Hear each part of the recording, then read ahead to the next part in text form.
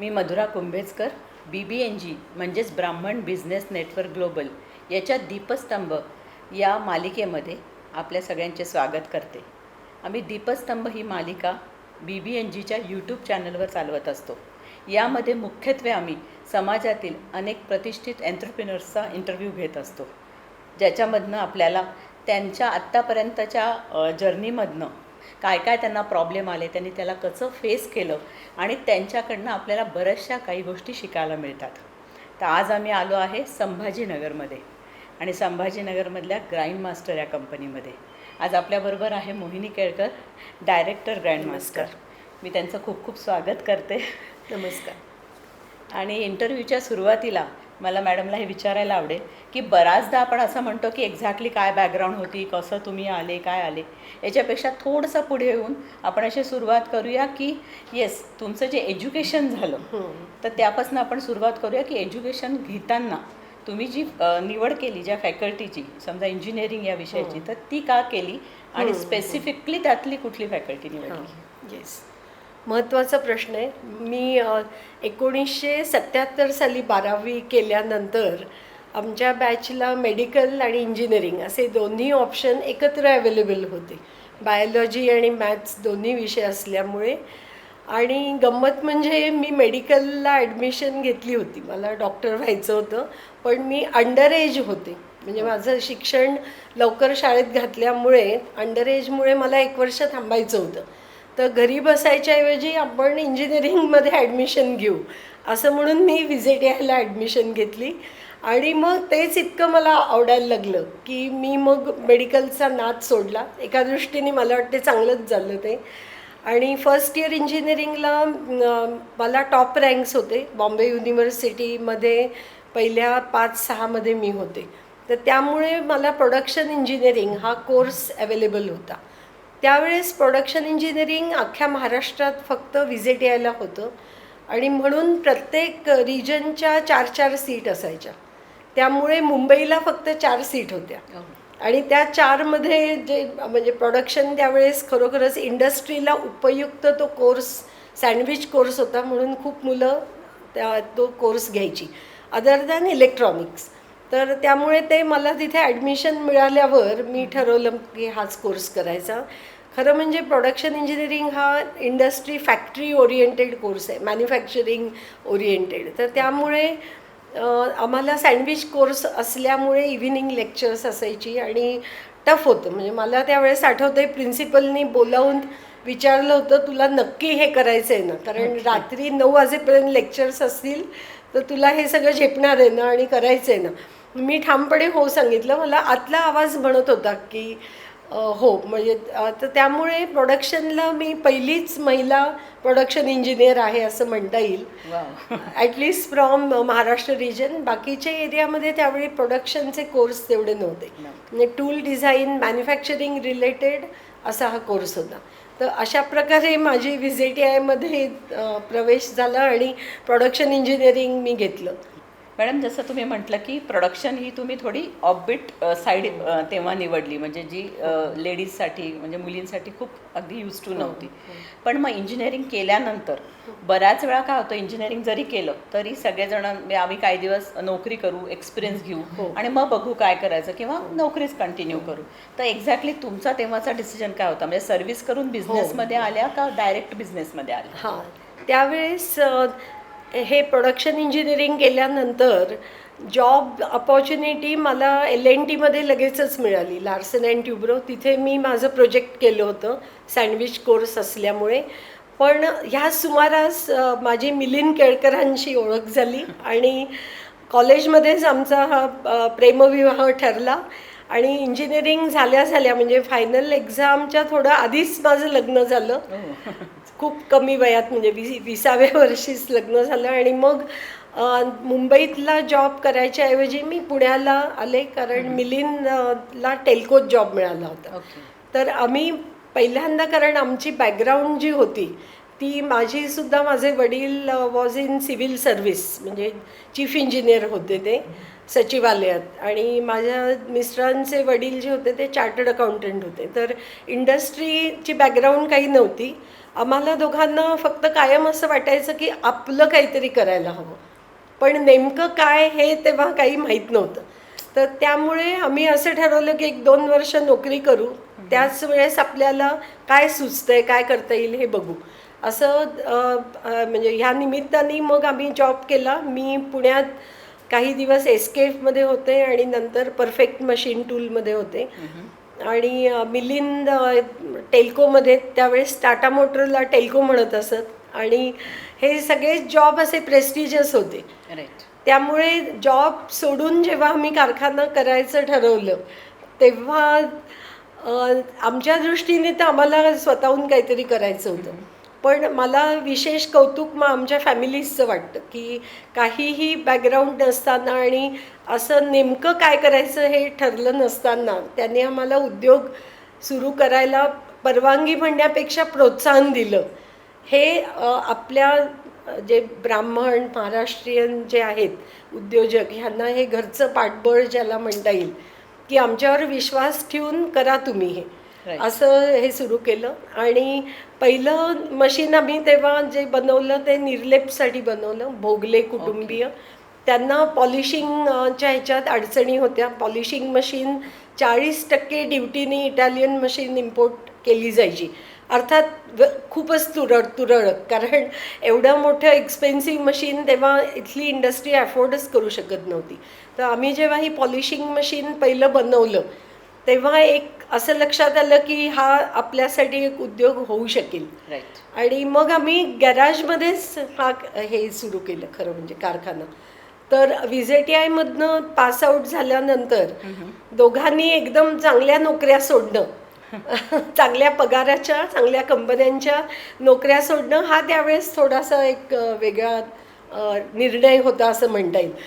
पण मला स्वतःला अशी माझी ठाम समजूत आहे की तुम्ही जे काही करायचं आहे ते पूर्ण मनाने करा, पूर्ण त्यात जीव ओतून करा, नाही तर करू नका. मी आधी पण माझ्या वेगवेगळ्या मीटिंग्स किंवा ह्याच्यामध्ये सांगितलं आहे स्त्रियांना पर्टिक्युलरली की अर्धवट करू नका, की हे करून बघू, नाही जमलं तर आपलं दुसरं घर आहेच, किंवा अशा हेतूनी करू नका. तुम्ही पूर्ण त्यात जर देऊन केलं तर तुम्हाला हे कळेल की आपल्याला हे खरंच जमणार आहे का नाही, नाही तर ते अर्धवट होईल. तर अशा ह्यानी आम्ही दोघांनी सरळ नोकऱ्या सोडून, त्यावेळेसच माझ्या मुलाचाही जन्म झाला. कौटुंबिक परिस्थिती मध्यम होती, म्हणजे आम्ही मध्यम वर्गातलेच आहोत दोघंही. पण असं असून सुद्धा कधी माझ्या सासू सासऱ्यांनी असं जाणवू दिलं नाही की तुम्ही छान नोकरी सोडून दोघं आलात आणि पहिले 1-2-3 वर्ष तर काहीच कमाई नसते. एक्झॅक्ट. तर ते पण ॲक्सेप्ट करून दे रिअली सपोर्टेड अस. माझ्या मुलाची काळजी घेणं, असं सगळ्याच दृष्टीने त्यांनी खूप छान सपोर्ट केलं. म्हणजे आत्ता मोहिनी मॅडमनी जसं सांगितलं तर मला असं वाटतं यातला एक मुद्दा मला अधोरेखित करावा वाटतो की त्या काळात म्हणजे नोकरी केल्यानंतर किंवा खूप चांगल्या कंपन्यांच्या नोकऱ्या हातातल्या सोडून एका छोट्या गराजमध्ये चालू केलेला हा उद्योग ग्राइंड मास्टर आज एवढा मोठा विस्तारला आहे आणि त्याचं क्रेडिट ते त्यांच्या फॅमिलीला, सासू सासऱ्यांच्या सपोर्टला देता. आणि त्यांनी स्पेसिफिक उल्लेखही केलेला आहे की ब्राह्मण कुटुंबात हा पाठिंबा मिळणं किती महत्त्वाची गोष्ट असते. तर आज जे काही व्ह्युअर हे सगळं बघताय, मला असं वाटतं की हीच ती वेळ असते की आपल्यातले जे उद्योजक होऊ बघतायत त्यांना पाठिंबा देण्याची आणि पुढे जाण्याची. अगदी खरं. एक्झॅक्टली. तर मॅडम मला पुढचं असं तुम्हाला विचारायला आवडेल की या पद्धतीने तुम्ही व्यवसाय निवडला, तुम्ही सांगितलं त्याप्रमाणे सुरू केला, तर मग त्याच्यामधलं एका पर्टिक्युलर डिपार्टमेंटमध्ये मला जास्ती काम करायला आवडेल किंवा हे डिपार्टमेंट मी सांभाळेल असं कुठलं होतं आणि ते तुम्हाला का आवडलं? हो.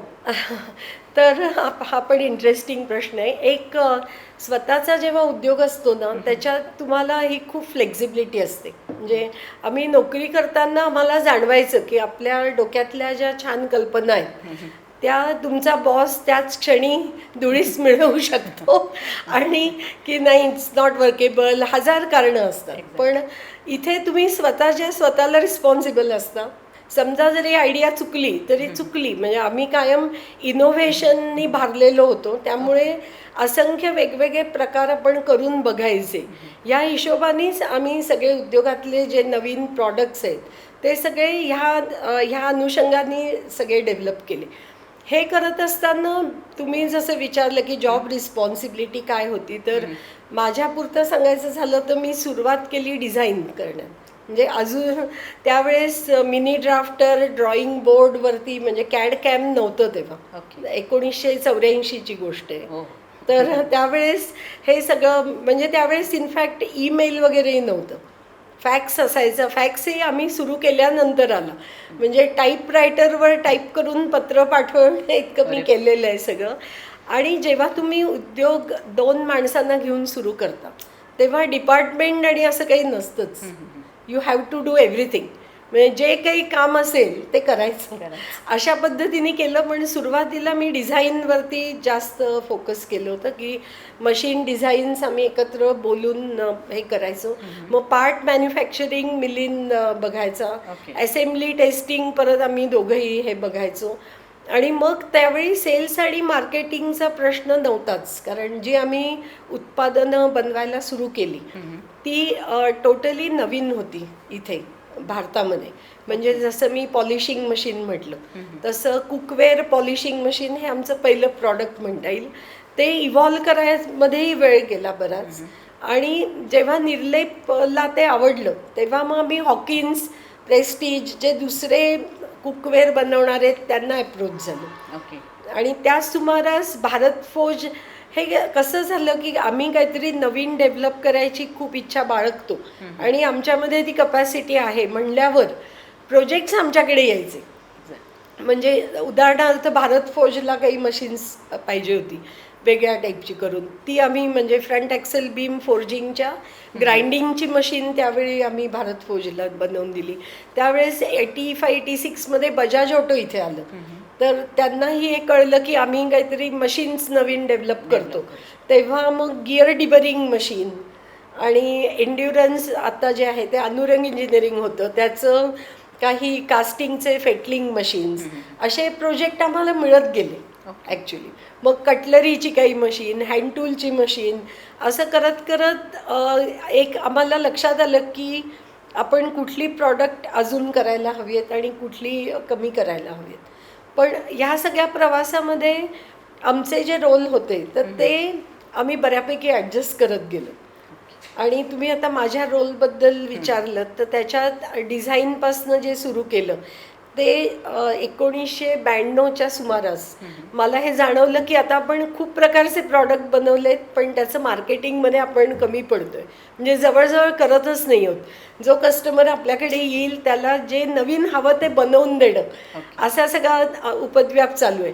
मग माझ्या लक्षात आलं की आपण हे मार्केटिंग सेल्स करायला पाहिजे कमर्शियली जर आपल्याला सक्सेसफुल व्हायचं असेल तर. आणि मग मी सेल्स आणि मार्केटिंगच्या साईडला माझं काम वळवून घेतलं, सुरू केलं की सेल्स करायला पाहिजे. मग सेल्स इंडियामधला सेल बऱ्यापैकी स्टेबल झाल्यावर किंवा तो होत असतानाच म्हणता येईल, एक्सपोर्ट आपण करायला पाहिजे ही तीव्र इच्छा मी आणि मिलिंद दोघांचीही होती. आणि म्हणून मग आम्ही एक्सपोर्टचे प्रयत्न सुरू केले. आणि त्याच्यासाठी जे काही करायला लागेल, जे डेव्हलपमेंट करायला लागतील, मार्केट समजून घ्यायला लागेल, हे सगळे आम्ही ही कामं सुरू केली. आत्ता तुम्ही तुमच्या बोलताना सांगितलं की इनोव्हेशन किंवा कस्टमरची जशी नीड होती तसं कस्टमायझेशन या पद्धतीने तुम्ही पुढे पुढे जात होते. तर याच्यात मला असं एक विचारलं आहे की हे जे इनोव्हेशन असतं किंवा प्रत्येक वर्षी किंवा एका पर्टिक्युलर कालखंडाने निर्माण होणारी मार्केटची नीड ओळखणं आणि त्यानुसार आपल्या बिझनेसमध्ये चेंज करणं आणि त्यांना सॅटिस्फाय करणं, अशा पद्धतीचं मॉड्यूल तुम्ही फॉलो करत होते असं एक म्हणता येईल आपल्याला.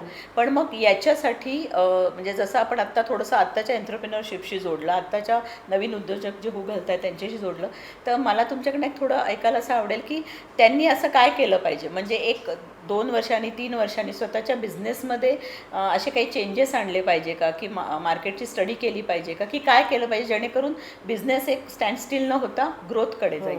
बरोबर. कसं आहे की उद्योगामध्ये तुम्हाला you have to be on your toes all the time. जर तसं नसेल तर उद्योगात पडू नये स्पष्टपणे. आणि मार्केट हे कॉन्स्टंटली बदलत असतं. म्हणजे हे असं नाही आहे की आता मी ह्या वर्षी मार्केट रिसर्च करीन, मग पुढच्या वर्षी मी डेव्हलपमेंट करीन, मग मी ते बनवीन आणि कस्टमरकडे नेईन. Everything goes hand in hand. त्यामुळे कस्टमरचा आवाज ऐकून घेणं, म्हणजे आपण जरी समजा तुम्ही एखाद्या डिझाईनमध्ये बरोबर काम करताय किंवा मॅन्युफॅक्चरिंग करताय, कोणी असलं तरी शेवटी कस्टमरशी कनेक्ट होणं गरजेचं आहे. म्हणजे आता आमचा कारखाना मोठा झाला आहे, 300 लोक इथे काम करतात, पण आम्ही कॉन्शियसली हे इन्श्युअर करतो की ते कस्टमरबरोबर इंटरॅक्ट करतील आणि कस्टमरला जाणून घेतील. कारण आमचा जो बिझनेस आहे तो B2B आहे.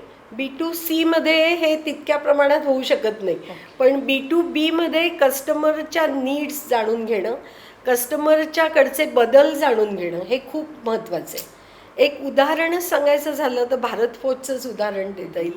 भारत फोर्जला जे आम्ही त्यावेळेस सेमी ऑटोमॅटिक ग्राइंडिंग फोर्जिंगसाठी बनवून दिलं, तर तेच आता कम्प्लिटली रोबोटाइज मशीन आहे, robotic machine for the same job, for the same work. का? कारण भारत फोर्ज 1986, 87, 90s जे होतं, त्यांच्या ज्या मॅन्युफॅक्चरिंगच्या पद्धती होत्या त्या आणि आत्ताच्या ह्याच्यामध्ये फरक आहे. तर जे मशीन आम्ही तेव्हा द्यायचो ते आम्ही आत्ता देऊच शकत नाही. It is not relevant. तर त्यामुळे तुमचे जे प्रॉडक्ट्स आहेत त्याच्यामध्ये योग्य बदल करत राहणं, टेक्नॉलॉजी जशी डेव्हलप होतीये ते करणं अतिशय गरजेचं होतं. आता जे म्हणजे ऑटोमेशन हा एक टेक्नॉलॉजीचा भाग झाला, त्याचप्रमाणे प्रोसेसेस, म्हणजे कुठल्या प्रोसेसनी एखादा जॉब सगळ्यात चांगला होऊ शकतो याच्यावरती R&D कॉन्स्टंट करायला लागते. तर त्यालाच आम्ही प्रोसेस रिसर्च लॅब असं म्हणतो. म्हणजे त्याच्यामध्ये आम्ही grinding process is a very generic term. With what kind of tool and consumables you do it, what speeds are used, how it is going to give you the optimum results, याच्यावर continuous R&D करायला लागतो. आणि खरं सांगायचं तर ते आम्हाला आवडतं, म्हणूनच आम्ही या बिझनेसमध्ये मला वाटते प्रॉस्पर होऊ शकलो. कारण ती आमची आवडीची गोष्ट होती की एखादी छान गोष्ट डेव्हलप करणं. म्हणजे आजला असं मला सांगायला आवडेल की जगभरात one of the top 4 companies असं ग्रँडमास्टरला आज म्हटलं जातं आमच्या फील्डमध्ये.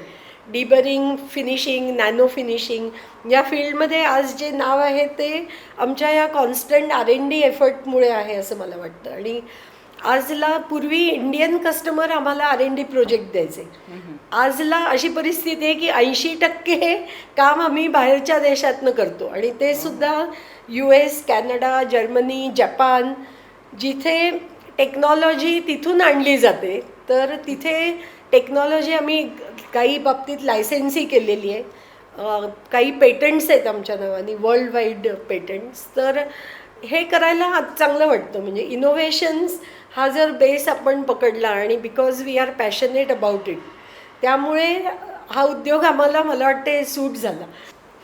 म्हणजे आत्ता आपल्याला मॅडमनी जे सांगितलं की तुम्ही इनोव्हेशन ही कॉन्सेप्ट जेव्हा वापरता तेव्हा आज आपण त्याच्यावर अभ्यास करू, मग उद्या त्याचं इम्प्लिमेंटेशन करू, एवढा वेळ आजकाल थांबता येत नाही, त्यावर तुरंत ॲक्शन घ्यावी लागते आणि त्यानुसार तुमच्या व्यवसायात पुढे पुढे जावं लागतं. मॅडम, याच्या संदर्भात मला अजून एक विचारायचं आहे की तुम्ही आज म्हटले की आज 300पेक्षा जास्त एम्प्लॉई तुमच्याकडे आहे, काम चालतं. तर ॲक्च्युली माझं पण ऑडिओ व्हिडिओ प्रोडक्शन हाऊस आहे, सो मी लीड करते ॲज अ डिरेक्टर म्हणून. आणि तुम्हाला माहिती असेल तर मीडियामध्ये जास्त करून मेकअप मन, स्पॉट बॉईज, कॅमेरामन हे सगळे जेंट्स असतात.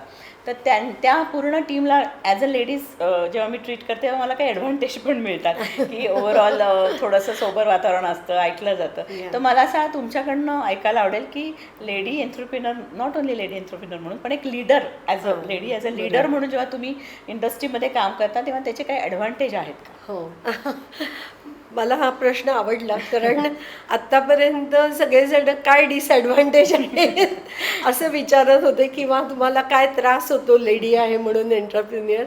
तर मी असंच सांगत असे की challenges for a man and woman in the industry to run a factory are the same, to be very frank, and they are much bigger than gender bias.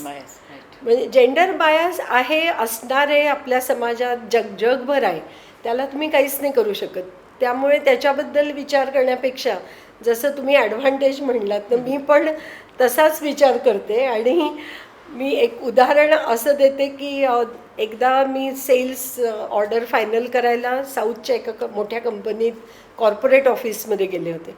तर तिथे बराच वेळ वेटिंगमध्ये बाकीचे सगळे लोक होते आणि माझी फ्लाईट होती संध्याकाळची. तर मला जे जंटलमन तिकडे घेऊन गेले ते डायरेक्ट बॉसकडे मला ऑर्डर फायनल करायला घेऊन गेले. आणि व्हेरॅज माझ्या आधी आलेले जर्मन लोक तिथे सोफ्यावर बसून थोड्या डुलक्या मारत होते आणि मला काही न बोलता no no no ma'am has to catch a flight असं करत सरळ आत घेऊन गेले. तर हा एका दृष्टीने बेनिफिट आहे. आधी सुरुवातीला काही काही क्लायंट्सना माझ्याशी टेक्निकल बोलायला जड जायचं, अवघड वाटायचं. म्हणजे अवघडपेक्षाही त्यांना कॉन्फिडन्स नसायचा की मी जे सांगते ते बरोबर आहे का. पण जेव्हा जेव्हा असं म्हणजे मी त्याच्याबद्दल कधी फार विचार नाही केला किंवा दुःखही केलं नाही, तर ते बदलत गेलं. म्हणजे तेव्हा ते मला विचारायचे की मिस्टर केळकरांशी आम्हाला बोलता येईल का.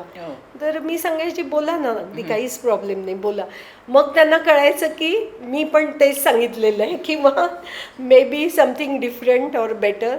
तर असं जेव्हा अनुभव आले तर आता ते मॅडम कुठे आहेत म्हणजे अजूनही मला फोन मला येतात की मॅडम तर विचारा की हे असं रिक्वायरमेंट आहे तर काय करता येईल. तर असं मग हळूहळू ते होतं. त्यामुळे मला असं वाटतं की हा बायास आता काही डझंट मॅटर मोर. आणि आता इंडस्ट्रीमध्ये लेडीजही खूप जास्त आहेत, डिसिजन मेकिंग लेवलला आहेत.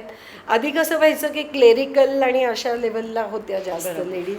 आता तुम्ही वेगवेगळे कारखाने बघा, आता गॅब्रिएल, आपल्या इथे संजीव ऑटो आहे, प्रत्येक टी व्ही एस ग्रुप, तर त्याच्या सगळ्या next generation NRB they are all women.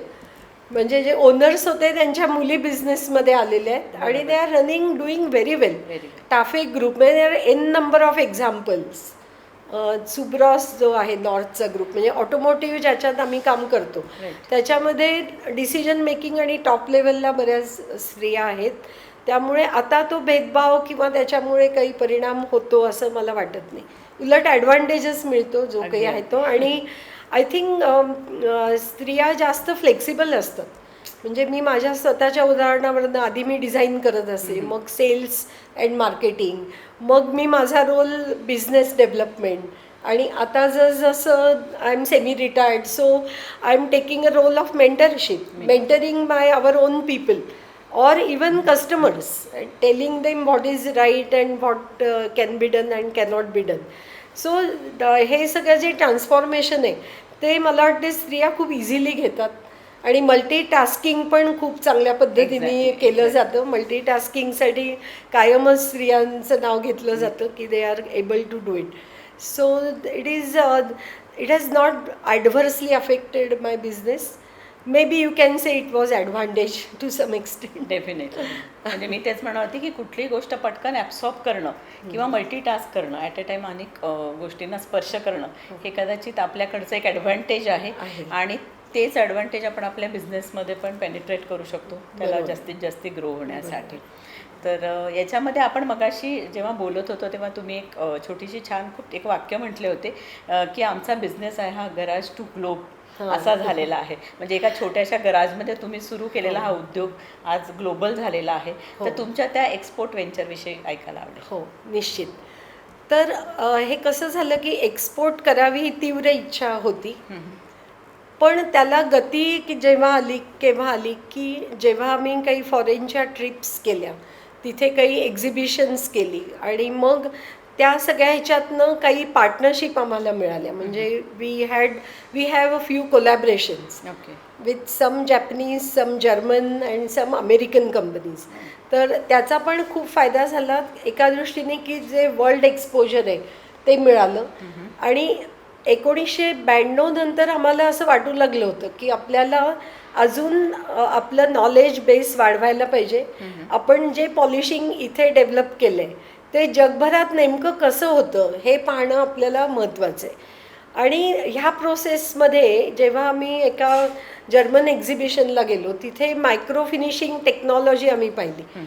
तर मायक्रो फिनिशिंग ही जी आहे ती पॉलिशिंगहून थोडी वेगळी टेक्नॉलॉजी आहे, ज्याच्यामध्ये ॲस्थेटिक फिनिश तर लागतोच, पण it is a engineered finish, ज्याच्यामध्ये स्पेसिफिक व्हॅल्यूज आपल्याला मिळवता येतात आणि ऑटोमोटिव्हसाठी हा खूप जास्त रिलेव्हंट आहे.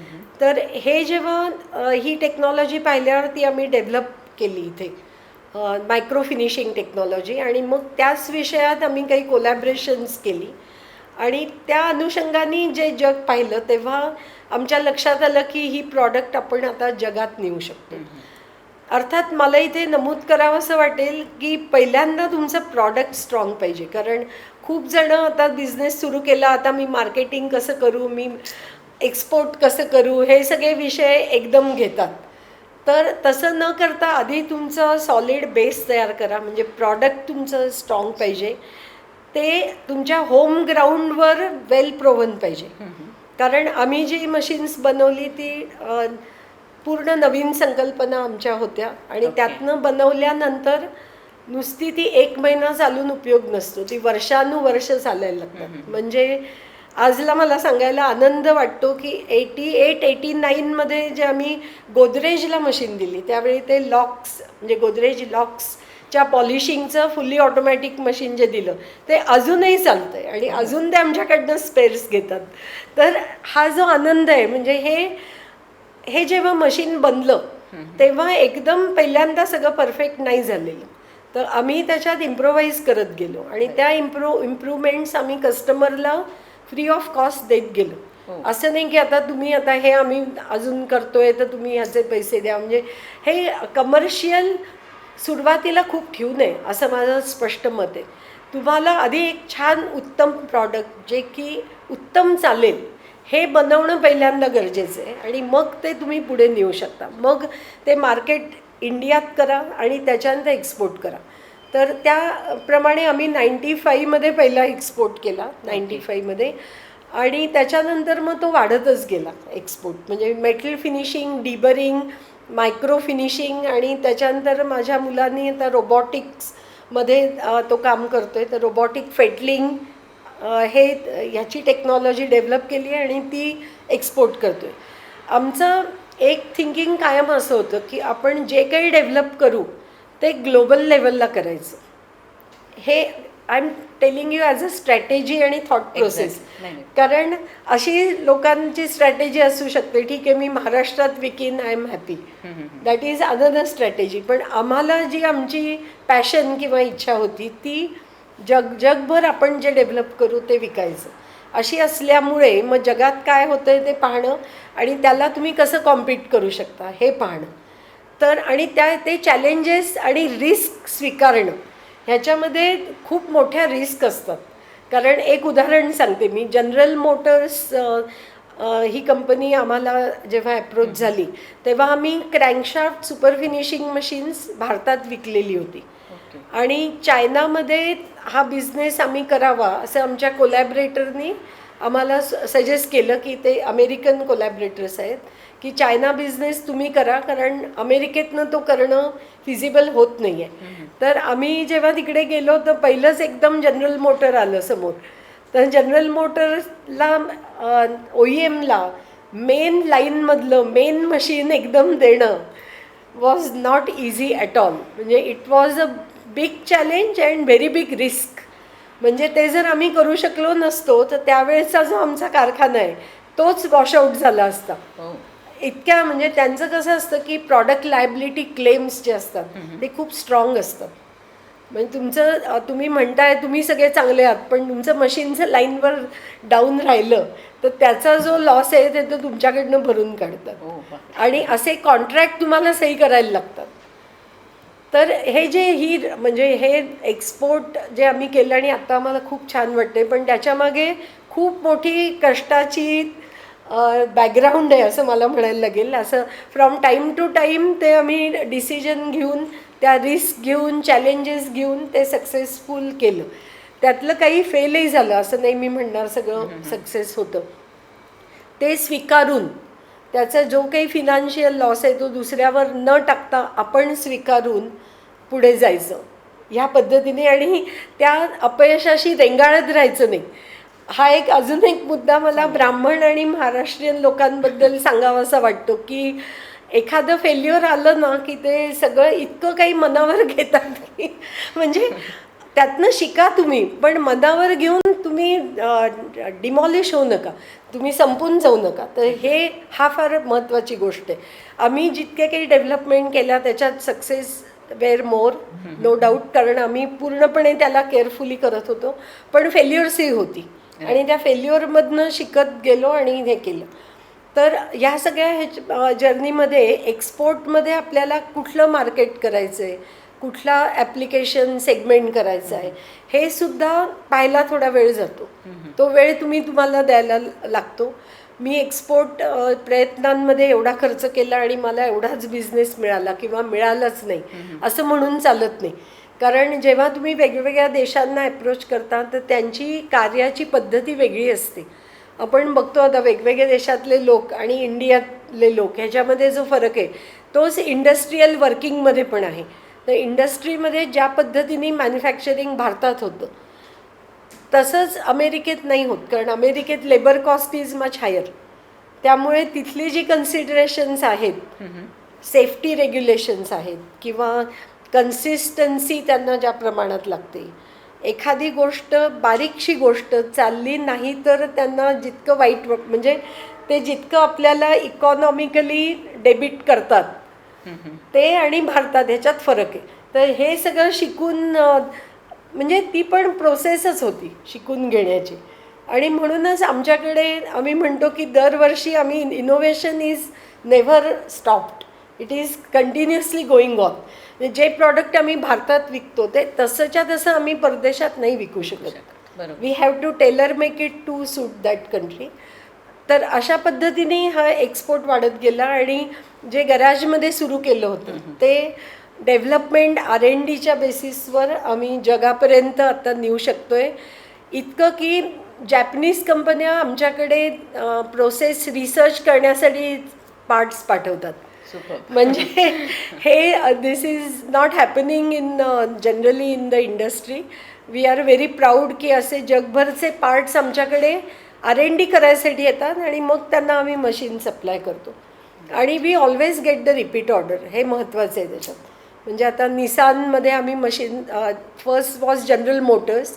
जनरल मोटर एका कंपनीला आम्ही 18 मशीन्स विकली over a period of 4 years. आणि ते म्हणजे काही चायना प्लांट्स, काही कोरिया, काही मेक्सिको, जिथे कुठे त्यांनी ते प्लांट्स लावले तिथे आमची मशीन लावली. आणि चायनाला आम्ही खूप मोठ्या प्रमाणात एक्सपोर्ट करतो. पण चायनामध्ये मला हे सांगावं असं वाटतं की चायनीज कॉम्पिटिशनच्या अगेन्स्ट आम्ही नाही एक्सपोर्ट करत.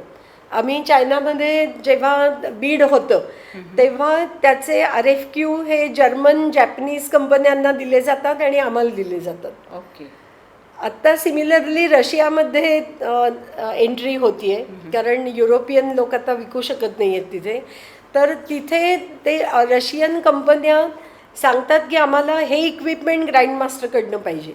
तुम्ही बाकीचे मिलिंग मशीन, ग्राइंडिंग तुम्ही कोणा ऑप्शन्सकडनं घ्या, पण जे फायनल मशीन आहे ज्याच्यातनं प्युअर क्वालिटी बाहेर येते, end of the line machine ज्याला म्हणता येईल आपण, that is a finishing, is the end of the line, ते मशीन ग्राइंडमास्टरचं पाहिजे. असं जेव्हा ऐकतो आपण तेव्हा खरंच चांगलं वाटतं. म्हणजे आपण जी मेहनत केली, जे डेव्हलप केलं त्याचं चीज झालं असं वाटतं. आणि आम्ही अजून एक एक्सपोर्ट करताना हेही केलं, जे मला मुद्दाम नमूद करावं असं वाटेल की आपल्याला जे नॉलेज आहे त्याच्याबद्दल आपण we should be proud of it. आपल्याकडे कसं होतं की बऱ्याच वेळा गोऱ्या कातडीचा माणसाला जास्त माहिती आहे आणि आपल्याला नाही, हा न्यूनगंड खूप जणांच्या मनात असतो. स्वतःला अंडर एस्टिमेट. Under estimate. आणि ते म्हणतायत ना म्हणजे ते बरोबर असेल.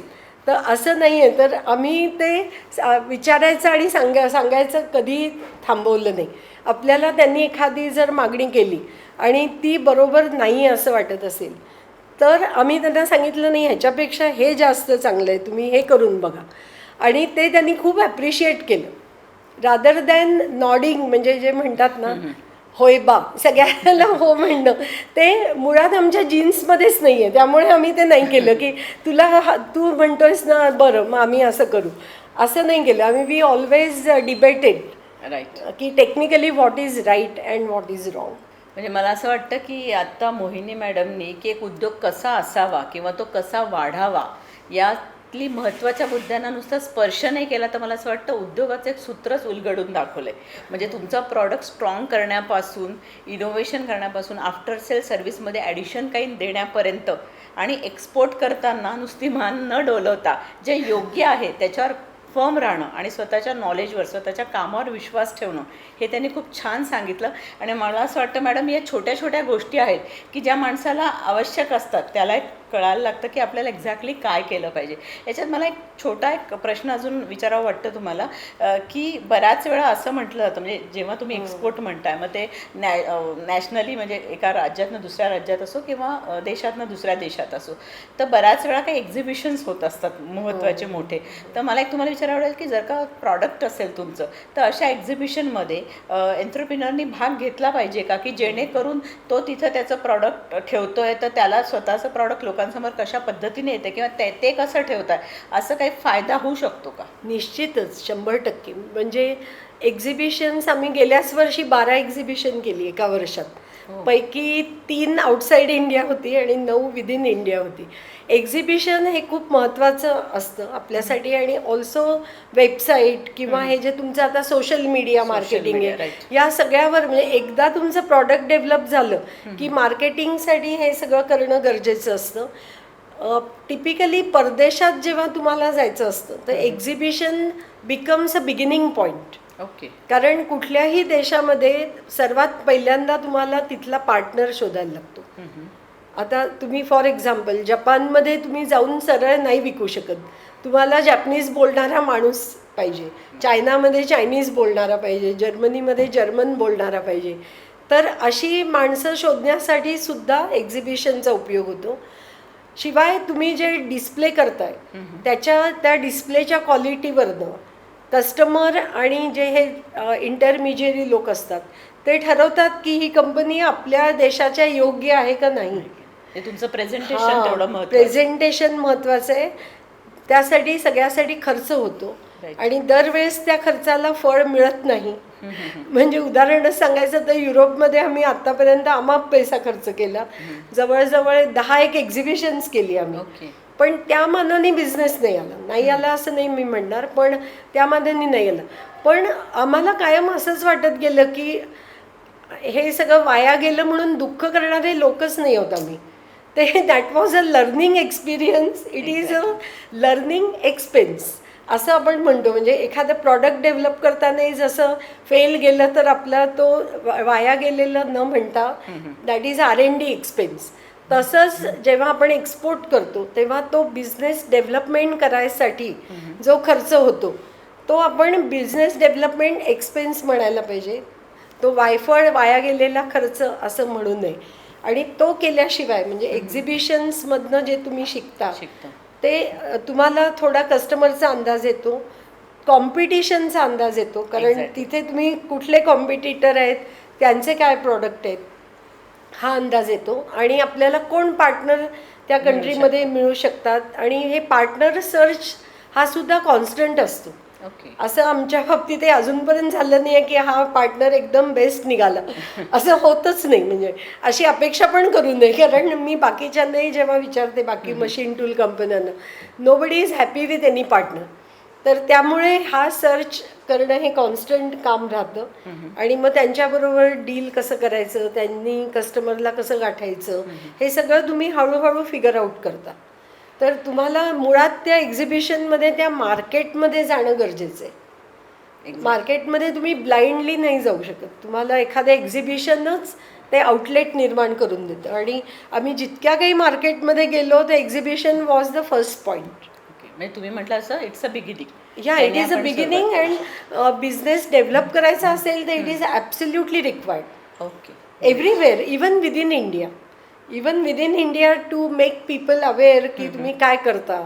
ह्याच्यासाठी एक्झिबिशन्स आर ॲब्सल्युटली अ म्हणजे मस्ट. सध्या जे मार्केट करायच्या वेगवेगळ्या पद्धती आहेत, जसं तुम्ही सोशल मीडिया म्हटलं, तर हा पण एक इम्पॉर्टंट प्रकार हो आहे हो त्याच्यामध्ये. हो, एक्झॅक्टली. कारण सोशल मीडिया तर आता म्हणजे कोविड नंतर जास्त पॉप्युलर झालं, पण बरोबर. आधी एक्झिबिशन वॉज फिजिकल एक्झिबिशन, आणि आता कोविड नंतर परत सुरू झाल्यानंतरही असं जाणवतं की लोकांना नुसतं मीडियापेक्षा प्रत्यक्ष भेटायला आवडतं, आणि त्यांनी जो आपलं रिलेशन डेव्हलप होतं, किंवा काही गोष्टी ज्या कस्टमर तुम्हाला असंच फोनवर नाही सांगत, एक्झॅक्टली. त्या बॉडी लँग्वेजमधनं कळतात की तुम्ही बरोबर. Whether customer will say I am happy, पण ते बोलता बोलता अरे वो ना थोडा इसमें थोडा प्रॉब्लेम आहे, म्हणजे ते आपण कॅच करायचं असतं की yes this is what I need to improve.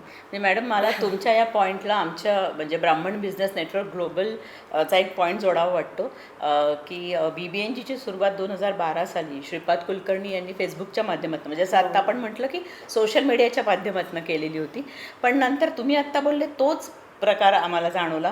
तर सरांचं असं म्हणणं पडलं की जोपर्यंत आपण ग्राउंड मिटिंगला एकमेकांना भेटत नाही, एकमेकांबरोबर बॉन्डिंग करत नाही, एकमेकांचा बिझनेस जाणून घेत नाही, तोपर्यंत एकमेकांसाठी रेफरन्सेस जनरेट करणं शक्य होणार नाही. आणि मग आम्ही ग्राउंड मिटिंगनी भेटायला लागलो. आणि तिथेच आमच्या ज्या विकली मिटिंग होतात, त्या विकली मिटिंगमध्ये आम्ही आत्ता जसं आपला इंटरव्ह्यू घेतो आहे आणि तुमच्याकडे आम्हाला खूप काही शिकायला मिळतं आहे, तर हा इंटरव्ह्यू आम्ही त्याच्यात दाखवत असतो, जेणेकरून जिथे उपस्थित जे एंटरप्रिनर असतात त्यांना एक दिशा मिळते.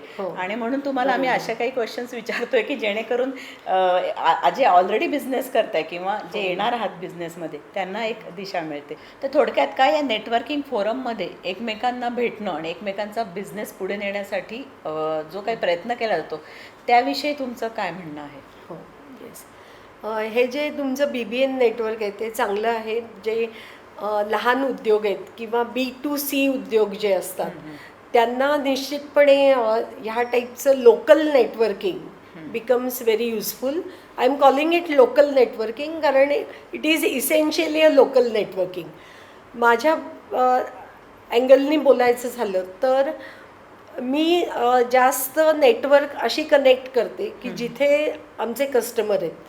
म्हणजे उदाहरणार्थ आम्ही जर ऑटो इंडस्ट्रीला सप्लाय करतो, तर ऑटो कंपोनंट मॅन्युफॅक्चरर्स असोसिएशन त्यांच्या प्रोग्रॅम्सला जाणं, किंवा त्यांचे जे सिनियर लोक जे बोलतात त्यांचे विविध ॲन्युअल प्रोग्रॅम्स असतात, तर त्याच्यातनं आपल्याला त्या कस्टमरचं पल्स कळतो. Exactly. The pulse is other than what machines they want. Okay, म्हणजे आता ऑटोमोटिव्हमध्ये EV येते, तर ते EV काय इम्पॅक्ट करणार आहे हे आपल्याला जाणून घेणं गरजेचं असतं आपल्या उद्योगाच्या दृष्टीने. त्यामुळे अशी जी नेटवर्क्स आहेत, अशी सोशल ह्याच्यावरती पण आहेत नेटवर्क, बरोबर. किंवा आता फाउंड्रीचं नेटवर्क आहे. आता मगाशी मी सांगितलं त्याप्रमाणे माझा मुलगा foundry related robotic fettling machines करतोय. तर फाउंड्री, इंडियन फाउंड्री म्हणजे काय, ती कशा प्रकारे चालते, तर ह्या प्लॅटफॉर्म्सवर आपल्याला अजून थोडं त्यांचं पल्स आणि आयडिया मिळते. त्यामुळे अशा प्लॅटफॉर्मवरती मी जाते. Networking is very important for any business growth. तर त्यामुळे असं हे जे तर ब्राह्मण जे नेटवर्क निर्माण होतं आहे त्याच्यातनं एकमेकांना तुम्ही विविध कामं देऊ शकता. म्हणजे आता फॉर एक्झाम्पल मला वेबसाईट डेव्हलप करायची, तर आय शुड नो की हे ब्राह्मण लोक करतात ह्या गोष्टी, तर ही माहिती होणं फार महत्त्वाचं किंवा असतं. तुमच्या बिझनेससाठी काही गोष्टी लागत असतील तर सप्लाय करणारा वेंडर कोण आहे. करेक्ट. आणि कितीतरी वेंडर्स अशा पद्धतीने कनेक्ट होऊ शकतात बरोबर. ॲक्च्युली. आणि म्हणजे हे दुहेरी फायद्याचं आहे. असं फक्त कोणी कोणावरती उपकार करतं आहे असं नाही आहे. It is a networking to know what each others are doing, and it is definitely good. I don't know whether you have directory, आणि ती डिरेक्टरी किंवा वेबसाईट अशा ह्याच्यावरती जर नाही मॅडम, आमची वेबसाईट पण आहे आणि आम्ही एक ॲप डेव्हलप केलं आहे. तिथे आमचे सगळे सबस्क्राईब मेंबर जे आहेत त्यांची सगळी माहिती असते. म्हणजे त्यांचं नाव, बिझनेस वगैरे, ईमेल ID, व्हॉट्सअप नंबर सगळं त्याच्यावर असतं. सर ती आपण देऊ शकतो, म्हणजे ती डिरेक्टरी तुम्हाला पास करू शकतो किंवा त्यांना पण.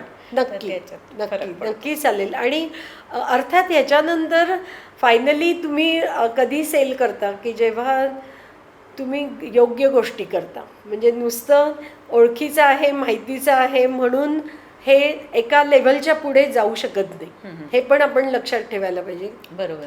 तर त्यासाठी काय म्हणतात त्याला, मार्केट फ्रेंडली अप्रोच पाहिजे. मार्केटला काय प्रॉडक्ट एक्झॅक्टली हवं आहे हे आपण जाणून घ्यायला पाहिजे, तरच तो सेल सस्टेनेबल होऊ शकतो. ओळखीमुळे तुम्हाला एखादं काम मिळेल पण ते सस्टेनेबल होणार नाही. हे पण म्हणजे आम्ही नेहमी म्हणतो ना की नेटवर्किंग फोरममधून जसं आता तुम्ही ओळखीने एखाद्याला इन केलं, पण पुढे त्याचं प्रेझेंटेशन, त्याच्या प्रॉडक्टची क्वालिटी, त्याची आफ्टर सेल सर्व्हिस कदाचित हीच त्याला पुढे जास्ती त्याचा पुढे बिझनेस घेऊन घेऊन जाते. अगदी राईट बरोबर. राईट. बरोबर. तर आजकाल अजून आता याच्या पुढेच मला एक विचारायला आवडेल की आजकाल सगळेजण एन्व्हायरमेंट कॉन्शियस झालेले आहेत. प्रत्येक याच्यात काही ना काही चेंजेस करतात. मग ते स्वतःच्या बिझनेसमध्ये असतात, स्वतःच्या लाईफस्टाईलमध्ये असतात. तर अशा पद्धतीचा काही चेंज आपण आपल्या कारखान्यात केला आहे का? हो हो, निश्चितपणे केला आहे आपण. असे आपले प्रयत्न चालू असतात की एन्व्हायरमेंट अवेअरनेस वाढेल, हा एक भाग झाला. त्याच्यानंतर ISMS पॉलिसी आहे, म्हणजे आपली कंपनीनी ह्याच्यात वेल डिफाईन्ड पॉलिसीज आहेत की काय करायला हवं आणि काय करू नये याच्याबद्दल पॉलिसीज आहेत. मशीनवरती सुद्धा काय टाईपचे एलिमेंट्स वापरायला हवं जे की एन्व्हायरमेंट फ्रेंडली असतील ते वापरणं, एनर्जी एफिशियंट मोटर्स वापरणं, एनर्जी एफिशियन्सी आपल्या कारखान्यात आणणं, हे सगळे कॉन्स्टंटली आमचे प्रयत्न सुरू असतात. त्याचबरोबर जे वेस्ट वॉटर ट्रीटमेंट आहे ते पण आपल्याकडे जे प्लांट्स आहेत ते इथे आमच्या ह्या कारखान्यात किंवा वाळूसच्या कारखान्यात हे सगळे वेस्ट वॉटर ट्रीटमेंट प्लांट्स जे नॅचरल पद्धतीने वेस्ट वॉटर ट्रीट करतात ते आहेत. त्याच्यानंतर ग्रीनिंगबद्दल खूप मोठा इनिशिएटिव्ह आपण करतो, कायम दरवर्षी त्याला सपोर्ट करतो, फंडिंग करतो. सो जवळजवळ 10 लाख ट्रीज आणि आपण प्लॅन केले असतील आणि त्या नर्चर केल्या असतील. कारण आम्ही असं करतो की आपल्याला फक्त नंबर वाढवायचा नाही आहे, आपल्याला ते नर्चर कसे होतील, जगतील कसे, त्याची काळजी कोण घेईल, हा सगळा व्यवस्थित त्याचं लावून, म्हणजे त्याची सिस्टीम लावून मगच आपल्याला हे प्लांटेशन्स करायचे. नुसती प्लांटेशन नाही करायचे असं. अशा पद्धतीने ग्रीनिंगचं काम खूप मोठ्या प्रमाणामध्ये आपण करतो. त्याचप्रमाणे जी वेस्ट आहे कारखान्यातली ती स्पेसिफिकली रिसायकल होईल अशा प्रकारे आपण ती डिस्पोज करतो. म्हणजे अशा लोकांना आपण डेव्हलप करून त्यांना आपण ती वेस्ट सुपूर्द करतो आणि ती डेव्हलप करतो. ग्रेट. म्हणजे मॅडमने जे आता सांगितलं ते खूप खरं आहे. एन्व्हायरमेंटबाबत आपण सगळ्यांनीच छोटे छोटे पावलं उचलले पाहिजे, जेणेकरून या सगळ्या संयुक्त प्रयत्नांनी आपण सगळेजण ही जी वातावरणाविषयीची जी अचिव्हमेंट आहे ती मिळू शकतो असं वाटतं. आता याच्यानंतर मी एका महत्त्वाच्या प्रश्नाकडे वळती आहे की फक्त ब्राह्मण समाजात किंवा ब्राह्मण कुटुंबात हा प्रश्न नाही, कदाचित थोड्याफार फरकाने सगळीकडेच आहे की सेकंड जनरेशननी बिझनेसमध्ये येणं, सक्सेशन म्हणतो आपण ते. तर ते तुमच्या बाबत कसं झालं, म्हणजे स्मूथ झालं किंवा कसं झालं? आणि अजून एक त्याला जोडप्रश्न मला विचारायला आवडेल की आपल्या सेकंड जनरेशनने आपल्या बिझनेसमध्ये येण्यासाठी काही खास नर्चरिंग करावं लागलं, त्यांच्यामध्ये तो इंटरेस्ट कसा डेव्हलप केला का, याविषयी ऐकायला आवडेल. हां, आता मला वाटते समीर माझा मुलगा त्याच्या जन्मापासून सुरू करूया. तो जेव्हा मी प्रेग्नंट होते तेव्हा मी आमच्या पुण्याच्या नोकऱ्या सोडून इथे पहिलं निर्लेपचं मशीन बनवत होतो. तर मला माझ्या काकू गमतीने म्हणायच्या की त्याला अभिमन्यूसारखं ऑलरेडी त्याचं मशीनचं ज्ञान मिळालंय. जोक्स अपार्ट, तो लहानपणापासून म्हणजे कारखान्यात येत जात होता, घरी तर असायचाच माझ्या सासूबाईंबरोबर, पण कारखान्यात मलाही त्याला आणायला आवडायचं. मला असं वाटायचं की त्यांनी पाहायला पाहिजे काय काय येते, कुठेही म्हणजे बाहेरही न्यायला आवडायचं. आता मी माझ्या नातीला घेऊन येते. इनफॅक्ट ती आता अजून अर्ध्या तासाने ती फॅक्टरीत येईल, मग तिला रोबॉट जस्ट एक चक्कर मारून मुलं खूप कॅच करतात अजाणतेपणे. आपल्याला असं खूप बसवून त्यांना शिकवणं मला चुकीचं वाटतं. त्यांना तुम्ही एक्सपोजर द्या. आणि मला वाटते मी समीरच्या बाबतीत आम्ही तेच केलं. तो IIT पास झाला. तर IITला ॲडमिशन घेतानाही खूप जण जे खूप जास्त प्रयत्न करतात तसं आम्ही काही केलं नाही. त्यांनी औरंगाबादमध्ये राहून कुठलाही क्लास न करता अभ्यास करून IITमध्ये रँक मिळवला. 157 ऑल इंडिया रँक होतं त्याचं. तर त्यामुळे IIT मुंबईमधनं तो गोल्ड मेडलिस्ट म्हणून पास झाला. Mechanical engineering. त्याच्यानंतर त्यांनी बर्कले युनिव्हर्सिटी कॅलिफोर्निया तिथे MS केलं रोबॉटिकमध्ये. ओके. हे सगळं त्यांनी स्वतः ठरवलं. म्हणजे IITतला रँक मिळाल्यावर आम्ही त्याला म्हणलं तुला इलेक्ट्रिकल मिळेल, कॉम्प्युटर मिळेल, एवढा चांगला रँक मिळाला आहे तर. पण तो म्हणला नाही मला मेकॅनिकलच घ्यायचं आहे. तर जे काही इनफॅक्ट त्याच्या शाळेतही त्यांनी सांगितलं होतं काउन्सिलरला की तुम्ही मला बोलावलं आहे काउन्सिलिंग करायला, पण मला माहिती आहे मला काय करायचं आहे, मला मेकॅनिकल इंजिनियर व्हायचं आहे. असं म्हणजे ते डेव्हलपमेंट मला वाटते मुलांची आपोआप होत असते. त्याला एक्सपोजर तुम्ही योग्य जर दिलं तर त्यांची डेव्हलपमेंट होते. असं आम्ही काही वेगळा प्रयत्न केला नाही की त्यांनी आपल्याच कारखान्यात यावं. पण बर्कलेमधनं पासआउट झाल्यावर आम्ही त्याला एवढंच म्हणलो की तुला म्हणजे आपल्याला ॲज अ फॅमिली ग्लोबल फुटप्रिंटची ॲम्बिशन आहे आपली, आणि त्याच्यासाठी तू परदेशात जर नोकरी केलीस तर फायदा होईल. कारण आम्हाला हे जाणवायचं, आम्ही जाऊन यायचो, जर्मनीला जाऊन येणं आणि त्यांना समजून घेणं आणि जर्मनीत काम करून जर्मन लोकांना समजून घेणं यात खूप मोठा अंतर आहे. म्हणून आम्हाला कायम असं वाटायचं की त्यांनी तिथे एक जॉब करावा, तिथे राहावं, तिथली सगळी पद्धती योग्य प्रकारे तुम्हाला समजून घ्यावी. त्याप्रमाणे तो तिथे 2 वर्ष तो स्वित्झर्लंडमध्ये त्यांनी जॉब केला ऑटोमेशनच्या कंपनीमध्ये.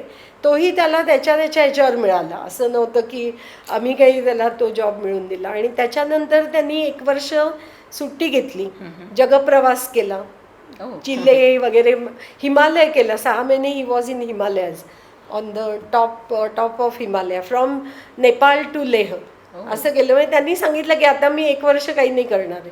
आणि हे पण कधी कधी आपल्यासारख्या मध्यमवर्गीय ब्राह्मण कुटुंबांना पटत नाही आणि ते ऑब्जेक्शन घेतात, तू 1 वर्ष काहीच नाही करणार म्हणजे काय.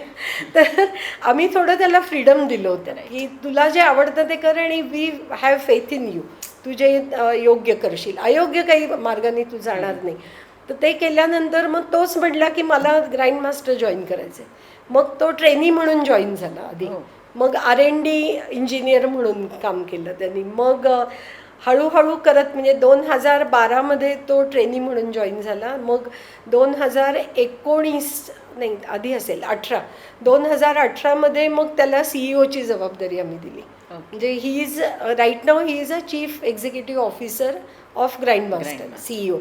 आणि त्यांनी आल्यानंतर खूप बदल त्याच्या हिशोबाने केले जे की आपल्याला ॲग्री करायला लागतात. म्हणजे असं हे जे सक्सेशन जेव्हा तुमच्या बिझनेसमध्ये येतं तेव्हा तुम्हाला काही न पटणाऱ्या गोष्टी ॲक्सेप्ट करायला लागतात आणि तेच आम्ही केलं. म्हणजे आम्ही असा विचार केला की आता तुम्ही त्याच्या हातात सूत्र दिली आहेत ना, तर त्याला त्याचं ठरवू दे, त्याच्या चुकाही होतील पण तो त्याच्या करू दे.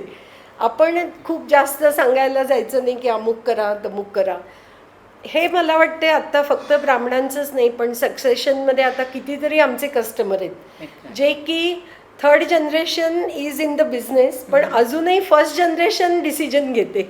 मला नावं नाही घ्यायची इथे, पण फर्स्ट म्हणजे 3rd जनरेशनला डिसिजनच न घेऊ देणं हे मला वाटते योग्य नाही आहे. म्हणजे तो डिसिजन चुकला, तो अगदीच चुकीचं सगळं करत असेल तर तुम्ही त्याला बाजूला करू शकता, पण सुरुवातीला त्यांना फ्रीडम देऊन त्यांचे डिसिजन घेता यायला पाहिजेत. मला असं वाटतं की आमच्यापुरतं आम्ही लकी आहोत की समीर सारखा मुलगा जो IITian आहे आणि IITचे सगळे लोक टेक्निकल काम न करता कमर्शियल लाईन्समध्ये खूपसे गेलेले आहेत, बँका, फिनान्स अँड एक्सेट्रा. तसं न करता तो R&D करतोय, तेही टेक्नॉलॉजी R&D करतोय, ह्यात मला खूप समाधान आहे. आणि दुसरं म्हणजे तो परदेशात ही टेक्नॉलॉजी लायसन्स करतोय. आत्ता सध्याला ह्या घटकेला समीर कॅनडामध्ये आहे, तिथे त्यांनी काही इक्विपमेंट दिलंय. फक्त इक्विपमेंटच नाही तर US एका कंपनीला त्यांनी रोबॉटिक फेटलिंगची टेक्नॉलॉजी दिली आहे. सुपर.